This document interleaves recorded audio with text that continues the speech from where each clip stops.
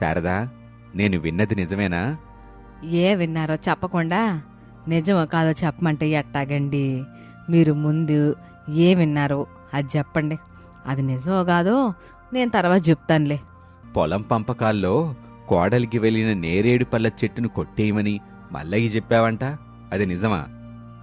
శారద మౌనంగా ఉంది. నీ మౌనమే అది నిజమని చెప్తుంది శారదా. అయినా పెళ్ళైన ఏడాదికే కొడుకుని వేరుబోసావు, పొలం పంచిచ్చావు, నేరేడు పళ్ళ చెట్టు కోడలికెళ్ళింది, కొబ్బరి చెట్లు నీకొచ్చినాయి. ఇప్పుడేమైందని ఆ నేరేడు పళ్ళ చెట్టుని పూర్తిగా కొట్టేవని మల్లయ్యకి చెప్పావు అని ప్రసాద్ అడగగానే శారదకి కోపం వచ్చింది. ఇంకా ఏం కావాలండి?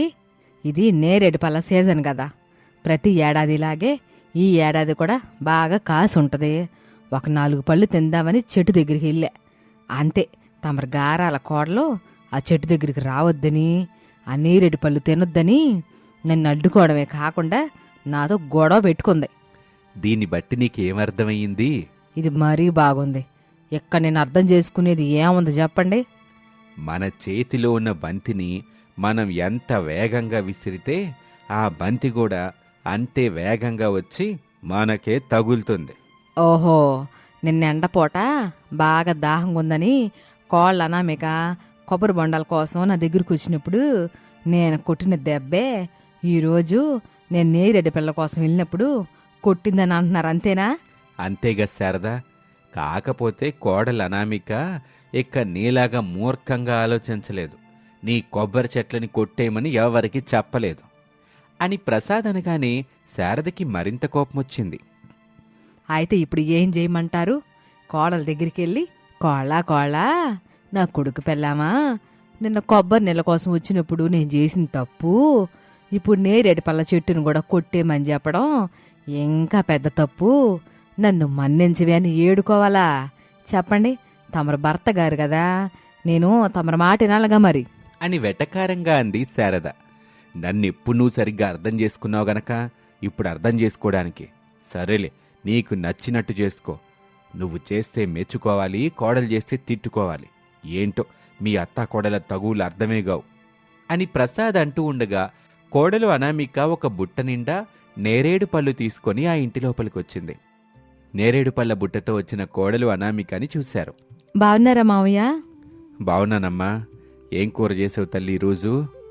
ఎండాకాలం కదా మావయ్య, సొరకాయ పప్పు చేశాను అని చెప్పగానే శారద కోపాన్ని తట్టుకోలేకపోయింది. నువ్వెందుకే ఎట్టాగొచ్చావు? ఇది నా అత్తగారిల్లు, నేనెప్పుడైనా వస్తాను, ఎప్పుడైనా వెళ్తాను. అయినా నేనొచ్చింది మీకోసం కాదులే అత్తయ్య, మా మామయ్య గారి కోసం. మాట్లాడింది చాలు, వచ్చిన పని చూసుకొని వెళ్తే బాగుంటది. మావయ్య, ఈ బుట్ట నేరేడు పళ్ళు ఇవ్వడానికి వచ్చాను, తీసుకోండి. మొదటిసారి చెట్టు నుంచి కోసిన బుట్ట పళ్ళని దేవుళ్ళకి పెడతాం కదమ్మా తల్లి, వెళ్ళి దేవుళ్ళకి పెట్టమ్మా. మాకు మాత్రం మీరిద్దరే దేవుళ్ళు మావయ్య, మీ ఇద్దరి రూపంలోనే అందరి దేవుళ్ళు ఉన్నారు అని అనామిక చెప్పగానే శారదా ప్రసాద్ దంపతులు మురిసిపోయారు. అత్తయ్య, ఈరోజు నేరేడు పళ్ళ చెట్టు దగ్గర జరిగిన తగువుకి మన్నించమని వేడుకోవట్లేదు. అన్నీ తెలిసి కూడా మీరలా చేయడం ఏం బాగోలేదు.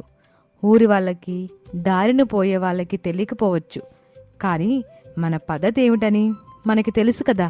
శారద ఏమీ మాట్లాడలేదు. మనకి జీవనాధారమైన చెట్లకి కాసిన పళ్ళని కోసే ముందు ఆ చెట్టు తల్లికి పూజ చేస్తాం. అది మీరు మర్చిపోయి నేరేడు పళ్ళ కోసం చెట్టు దగ్గరకు వచ్చారు. తెలిసిన వాళ్ళు అడిగినప్పుడు మన పద్ధతి గురించి చెప్పుంటే వాళ్ళు అర్థం చేసుకుని వెళ్ళిపోయేవాళ్ళు కదా అని చెప్పింది. శారద అయిష్టంగా ముఖం పెట్టి, సరేలేవే, నువ్వొచ్చిన పని అయిపోయిందిగా, ఎకెళ్ళు, ఆతల నా కొడుకు ఎదురు చూస్తా ఉంటాడు. వెళ్ళొస్తానత్తయ్య. మావయ్య జాగ్రత్త అని చెప్పి అనామిక అక్కడి నుంచి బయలుదేరి తన ఇంటికొచ్చింది. భర్త రమేష్ తోపుడు బండి మీద నేరేడు పళ్ళు పట్టుకుని సిద్ధంగా ఉన్నాడు. అనామిక, ఇంటి దగ్గర అమ్మవాళ్ళు లేరా? ఉన్నారండి, కాసేపు మాట్లాడొస్తున్నాను. సరే, నువ్వు ఇంటి పని వంట పని చేసుకుంటూ ఉండు, నేను అలా వెళ్ళి ఈ పళ్ళు అమ్ముకొస్తాను. ఎలా అమ్మాలో తెలుసు కదా, తాజా నేరేడు పళ్ళు, తాజా నేరేడు పళ్ళు అరకిలో 50 రూపాయలు, కిలో 100 రూపాయలు, పావు కిలో అయితే 25 రూపాయలు. సరేనా? 2 రూపాయలు అటు ఇటైనా పర్వాలేదులేండి. అబ్బా అనామిక, ఆ మాత్రం కూడా నాకు తెలియదు అనుకుంటున్నావా?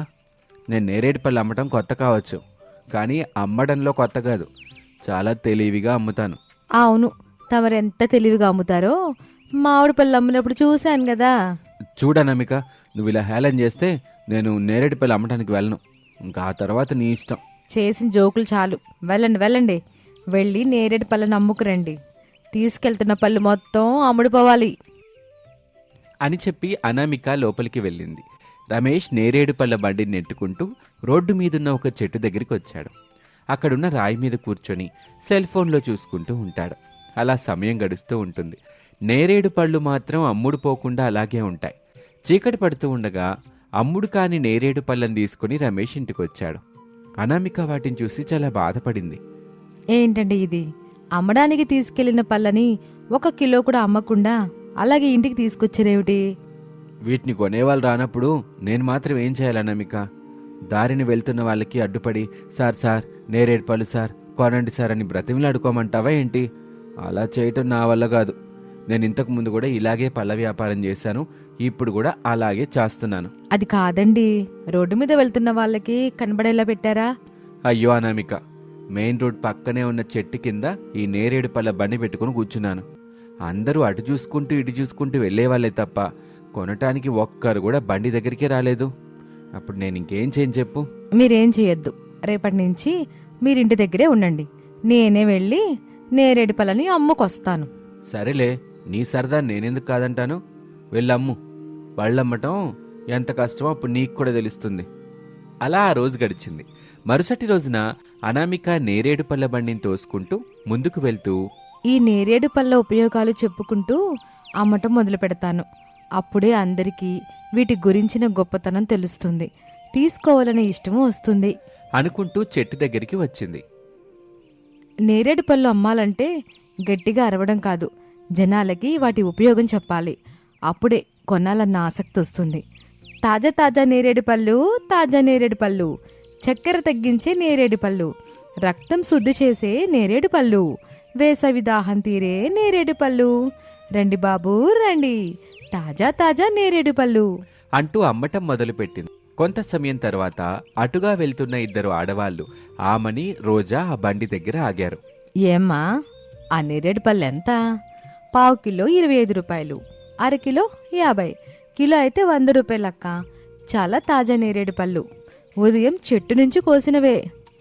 నిజంగా చక్కెరది తగ్గుతుందంటారా? అవునక్క, పెద్దవాళ్ళు చెప్పిన మాటేనక్క. నేరేడు పండు తింటే రక్తం చల్లబడుతుంది, జీర్ణం కూడా బాగుంటుంది. అయితే ఒక అరకిలో ఇవ్వమ్మా. అనామిక వెంటనే త్రాసు మీద కొలిచి పైగా ఓ 2 పళ్ళు అదనంగా వేసి ఇచ్చింది. అందుకు ఆమని రోజా సంతోషపడ్డారు. మొదటిసారి కొన్న వాళ్ళకి నా బహుమతి తీసుకోండక్క.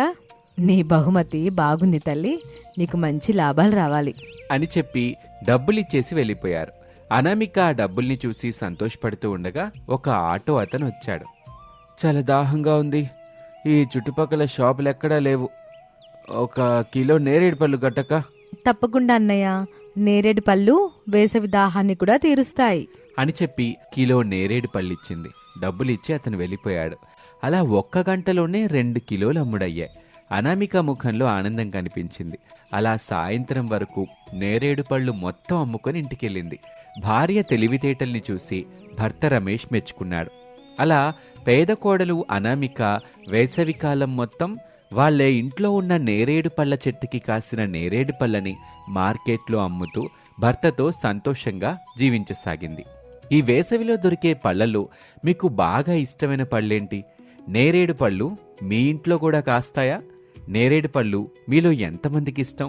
కింద కామెంట్ రూపంలో తెలియచేయండి. ఇంకొక విషయం, మీ ప్రతి కామెంట్ని అనామిక, శారద చదువుతారు.